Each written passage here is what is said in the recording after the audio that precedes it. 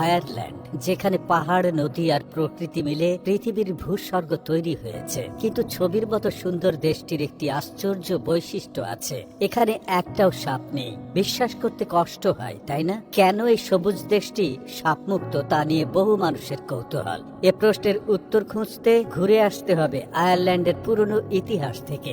সাপমুক্ত আয়ারল্যান্ডের গল্পে প্রথমেই আসে এক জনপ্রিয় কাহিনী। আয়ারল্যান্ডের খ্রিস্ট ধর্ম প্রচারের কিংবদন্তি সেন্ট প্যাট্রিক নাকি এই দ্বীপ থেকে সব সাপ তাড়িয়ে দেন। গল্পটি এমন, 5ম শতাব্দীতে সেন্ট প্যাট্রিক একটি পাহাড়ে প্রার্থনা করছিলেন, তখন সাপগুলো এসে তার সামনে বাধা সৃষ্টি করে। ক্ষুব্ধ প্যাট্রিক সাপগুলোকে সমুদ্রের দিকে তাড়িয়ে দেন, আর সেখান থেকে কোনোদিন ফিরে আসেনি কোনো সাপ। প্রতি বছর সেন্ট প্যাট্রিকস ডেতে এই গল্প আয়ারল্যান্ডের নতুন করে স্মরণ করা হয়। তবে বিজ্ঞানীরা বলেন এটা নিছক গল্প মাত্র।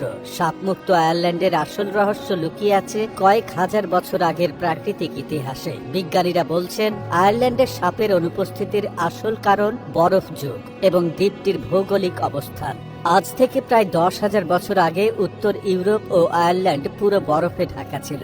সাপের মতো ঠান্ডা প্রাণীর পক্ষে সেই শীতল পরিবেশে বেঁচে থাকা সম্ভব ছিল না, কারণ তাদের শরীর বাইরের তাপ থেকে শক্তি গ্রহণ করে। বরফ যুগের শেষে যখন জলবায়ু উষ্ণ হলো, বহু প্রাণী ইউরোপ থেকে নতুন ভাবে আয়ারল্যান্ডে বসতি গড়তে শুরু করে। কিন্তু তখন আয়ারল্যান্ড ইউরোপ থেকে বিচ্ছিন্ন হয়ে চারপাশে সমুদ্র বেষ্টিত একটি দ্বীপ হয়ে পড়ে। ফলে সাপের মতো কোনো ঠান্ডা প্রাণী সাঁতরে এই দ্বীপে পৌঁছাতে পারেনি এবং আয়ারল্যান্ড সাপ মুক্তই রয়ে যায়। প্রশ্ন উঠতেই পারে, আয়ারল্যান্ডে সাপ নেই অথচ যুক্তরাজ্যে আছে কেন? এর উত্তর বরফ যুগের প্রভাবের সঙ্গে জড়িত।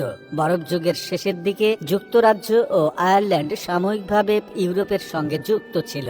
যুক্তরাজ্যে তখন সাপের কয়েকটি প্রজাতি আসতে সক্ষম হয়, কিন্তু আয়ারল্যান্ড তখনও বিচ্ছিন্ন থাকায় সাপের প্রবেশাধিকার পায়নি। আয়ারল্যান্ড শুধু সাপবিহীন নয়, এখানে নেই দেশীয় মৌল, মালকোট বা বেজিও। বরফ যুগের পর এই প্রাণীগুলো দ্বীপটিতে পৌঁছাতে পারেনি। ফলে আয়ারল্যান্ডের বন্য প্রাণীর বৈচিত্র্য ইউরোপের অন্যান্য অঞ্চলের তুলনায় অনেক কম। আধুনিক আয়ারল্যান্ডে কখনো কখনো কোনো পোষা সাপ ভুলক্রমে বাইরে চলে আসতে পারে, তবে সেগুলো বেশি দিন টিকে থাকে না। ঠান্ডা আর স্যাঁতস্যাঁতে জলবায়ুতে সাপের পক্ষে বেঁচে থাকা কঠিন, তাই প্রকৃতপক্ষে আয়ারল্যান্ডের প্রাকৃতিক পরিবেশ সাপেদের জন্য উপযোগী নয়। বিজ্ঞানীরা বলছেন আয়ারল্যান্ডে সাপ না থাকার কারণ প্রকৃতির খেয়াল। তবে সেন্ট প্যাট্রিকের গল্পের পেছনে একটি রূপক অর্থও রয়েছে। প্রাচীনকালে সাপ ছিল প্যাগান ধর্মের প্রতীক, আর সেন্ট প্যাট্রিক আয়ারল্যান্ডে খ্রিস্ট ধর্মের প্রচার করেছিলেন। সাপ তাড়ানোর গল্পটি আসলে প্যাগান ধর্মের প্রভাব দূর করে খ্রিস্ট ধর্মের বিজয়ের এক প্রতীক হিসেবেও ব্যাখ্যা করা যায়। আয়ারল্যান্ডের সাপহীনতা